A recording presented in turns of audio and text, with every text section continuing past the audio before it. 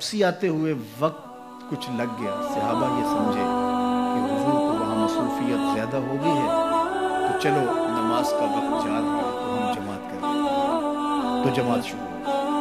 हज़रत अबू बकर सिद्दीक़ रज़ियल्लाहु ताला अन्हु को मुसल्ले पे, चूँकि एक मौका आया, हुजूर ने हज़रत अबू बकर को मुसल्ले पे खड़ा होने का हुक्म दिया। मुरू अबा बकर फलयुसल्लि बिन्नास, ये हुजूर ने याम मर्ज़ में कहा, अबू बकर को हुक्म दो कि वो लोगों को नमाज पढ़ाए।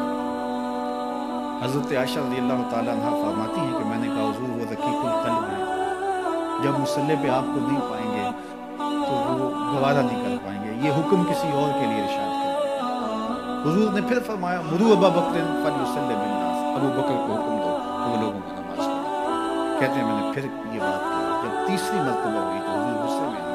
फरमाया किसी कौम के लिए मुनासिब ही नहीं कि अबू बकर उनके अंदर रहते हो, इमामत कोई और करवाए। अबू बकर को हुक्म दो कि वो मुसल्ले पे। अब ये मौका भी ऐसा था, सब सहाबा ने कहा हज़रत आइए, हज़रत अबू बकर सिद्दीक़ रज़ियल्लाहु ताला मुसल्ले पे।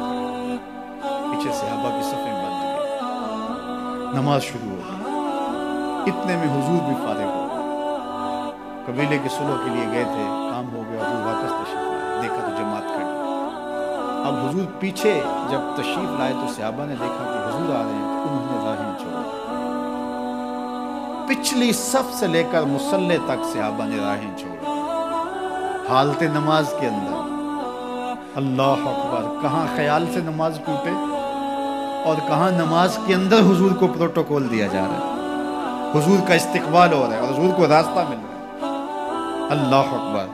अब सिद्दीक़ अकबर रज़ियल्लाहु ताला नमाज पढ़ा रहे, ला यल्तफ़ितु यमीनन वला यसारन। आप जब नमाज पढ़ते थे इतना इन्हिमाक होता था कि दाएं बाएं की खबर नहीं होती थी।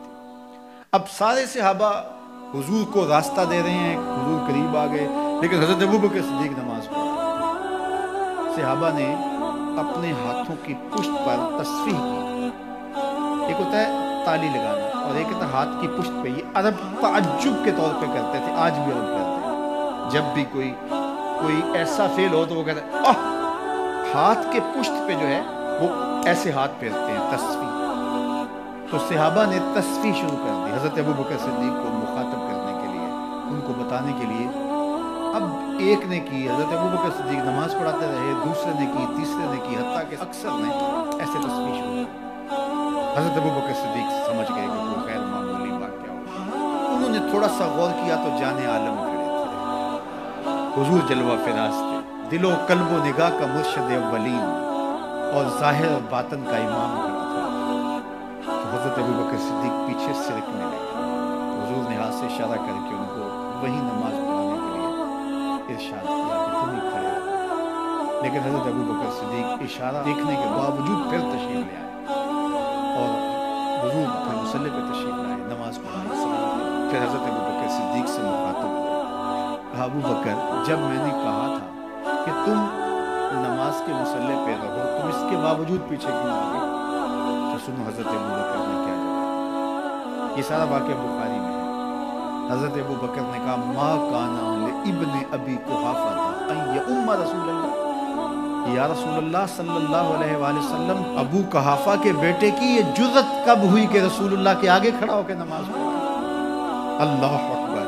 अब हालत नमाज में हज़रत अबू बकर सिद्दीक़ रज़ियल्लाहु ताला अन्हु पीछे से गए और हुजूर मुसल्ला इमामत पे आते, सहाबा ने रास्ता छोड़ा।